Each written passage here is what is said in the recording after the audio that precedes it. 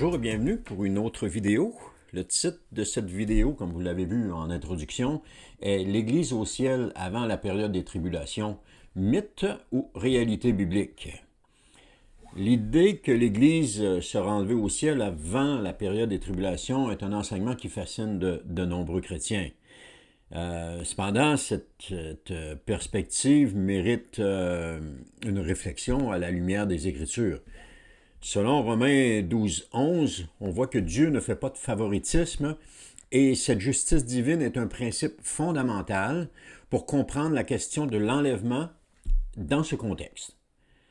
Examinons donc des arguments bibliques pour déterminer si la doctrine de l'enlèvement avant la période des tribulations est réellement fondée sur la parole de Dieu. Alors, avec Dieu, il n'y a pas de passe-droit ou encore de favoritisme, dans un premier temps. Il est dit sur ce sujet de Dieu, dans Romains 2:11, qu'il ne fait pas de favoritisme. Et cela est répété 5 fois dans le Nouveau Testament, que Dieu ne fait pas de favoritisme. À partir de là, on peut nous attendre que Dieu est juste avec tous, et quand Dieu dit quelque chose, il ne ment pas. Ainsi, affirmer que l'Église sera enlevée et montera au ciel pour une période de 7 ans, bien que cela semble fascinant, est incohérent avec les Écritures. Même si les gens disent « Ah, c'est ce que la parole de Dieu dit », c'est ce que la parole de Dieu dit, c'est toujours ce qu'on entend lorsque quelqu'un apporte une doctrine quelconque. Mais si on recherche un peu, si on fait quelques recherches un peu, on s'aperçoit que c'est incohérent avec les Écritures. Donc ça ne peut pas être la parole de Dieu quand c'est incohérent avec les Écritures. D'abord, Jésus lui-même a dit que personne n'est monté au ciel. Personne. Alors, si personne n'est monté au ciel, personne n'est monté au ciel, puis il n'y a personne qui va monter au ciel. Si Jésus dit que personne n'est monté au ciel et que Dieu ne fait pas de favoritisme, alors l'Église ne peut pas avoir ce passe-droit et accéder au ciel. C'est tout à fait légitime, je pense, de conclure une chose comme ça. Une autre chose, tous les hommes qui sont morts depuis Adam, aucun d'eux n'est monté au ciel. Aucun d'eux. Alors vous allez me dire, oui, mais Enoch et puis Élie.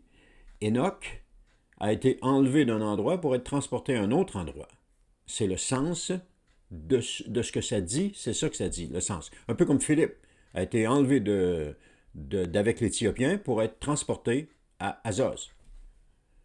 Et l'auteur de l'Épître aux Hébreux nous confirme que Enoch est décédé par après. Pour ce qui est d'Élie, bien Élie a été enlevé, oui, mais après ça, c'est silence. Si on dit « Ah, il a été enlevé puis il est monté au ciel », c'est une déduction, c'est une supposition qu'on fait. Il n'y a rien qui est dit à propos d'Élie. Donc, ce que je pense, c'est mon avis à moi, bien entendu, c'est mon avis personnel. Je pense que la façon qu'Élie a été enlevé de la terre est seulement différente de la majorité des gens sur la terre. Mais que Élie, c'est mon opinion, je le répète, j'avais beau le partager, j'avais beau le croire, ça ne me dérange pas, mais je pense qu'Élie est dans le séjour des morts aujourd'hui. C'est juste la façon dont il a été enlevé qui est différente de nous. Donc, la Bible nous dit en premier lieu que ceux qui sont morts sont endormis, dans certains cas. Donc, c'est un euphémisme pour dire que les gens sont morts. Alors, Daniel nous dit, dans Daniel chapitre 12, verset 2, « De nombreux humains qui dorment dans la poussière de la terre se réveilleront les uns pour la vie éternelle, les autres pour la honte et l'horreur éternelle. » Ensuite, la Bible nous enseigne que les morts reposent dans le séjour des morts. Je vous donne seulement un passage, mais il y en a d'autres qui confirment cela. C'est dans 1 Samuel chapitre 2, verset 6, ça nous dit « C'est l'Éternel qui fait mourir et vivre, il fait descendre dans le séjour des morts et en fait remonter. » Et comme je vous ai dit, il y a bien d'autres passages qui confirment cela aussi. Puis, les gens sont là, dans le séjour des morts, en attendant la résurrection au dernier jour. Et on voit ça dans Jean chapitre 6, verset 39. « Or, celui qui m'a envoyé veut que je ne perde aucun de ceux qu'il m'a donnés, mais que je les ressuscite au dernier jour. » Donc, ils sont là, dans le séjour des morts, en attendant la résurrection. Vous allez me dire, oui, mais le larron sur la croix, Jésus lui a dit qu'il allait venir au ciel avec lui. Non, le larron sur la croix n'est pas monté au ciel. C'est tout simplement une mauvaise traduction dans nos Bibles en français.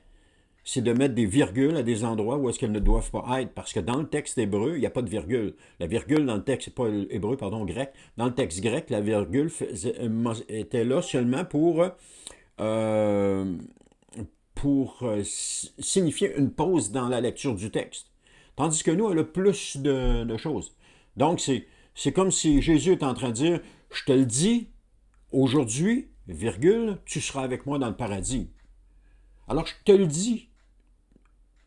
dis, virgule, aujourd'hui, virgule, tu seras avec moi dans le paradis. Alors, je te le dis là, aujourd'hui, je te le dis.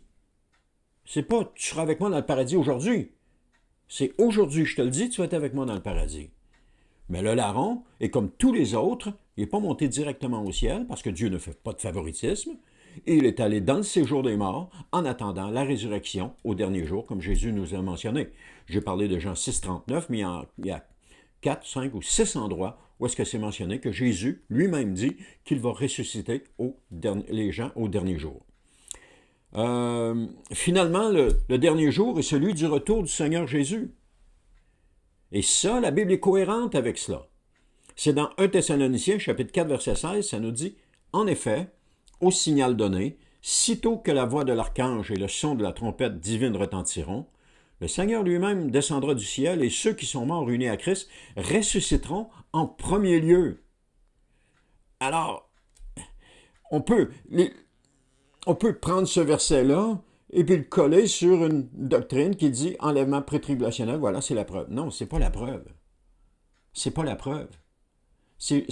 La seule chose que ça dit, c'est que le Seigneur lui-même va descendre du ciel, puis que les morts qui sont unis à Christ vont ressusciter en premier lieu. Mais quand est-ce que Jésus va descendre?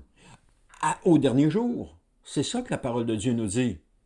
Donc, un enlèvement avant la période des tribulations n'est pas le dernier jour.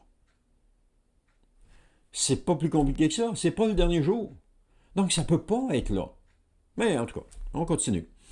Alors, on peut aussi constater, preuve à l'appui, que le jour de la résurrection des morts, comme je viens d'expliquer, est le dernier jour et non pas un supposé enlèvement avant la période des tribulations. Alors, Jésus a mentionné à plusieurs reprises que c'est au dernier jour qu'il ressuscitera les morts et ça ne peut pas être autrement. Oublions pas que ce sont tous les morts qui vont ressusciter en même temps. C'est pas biblique non plus d'affirmer qu'il y aura 2 résurrections. La Bible ne parle pas de 2 résurrections. Elle en parle seulement d'une. Voici un passage qui corrobore cela. Dans Daniel chapitre 12, verset 2, ça dit « Les nombreux humains qui dorment dans la poussière de la terre se réveilleront, les uns pour la vie éternelle, les autres pour la honte et l'horreur éternelle. » Alors malheureusement, la doctrine de l'enlèvement avant la période des tribulations ne peut confirmer ce qu'elle avance que par des suppositions et des versets qui sont tirés hors de leur contexte. C'est ça qu'on voit.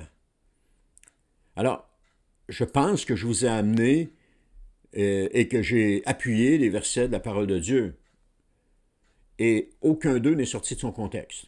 Ce que je vous ai dit, aucun des versets est sorti de son contexte. Donc, en conclusion, pour terminer ce message, l'examen des Écritures révèle que l'idée de l'enlèvement pré-tribulationnel est en décalage avec les enseignements bibliques sur la résurrection et le ciel. Jésus et les Écritures nous indiquent clairement que personne n'est monté au ciel avant le retour de Jésus et la résurrection des morts qui se font au dernier jour. Alors, en adhérant à une interprétation fidèle de la Bible, nous devons rejeter les spéculations non fondées et nous en tenir à ce que la parole de Dieu nous enseigne véritablement sur ces choses importantes, ou je dirais même cruciales. Alors, merci d'avoir écouté jusqu'ici. On se dit à la prochaine pour une autre vidéo.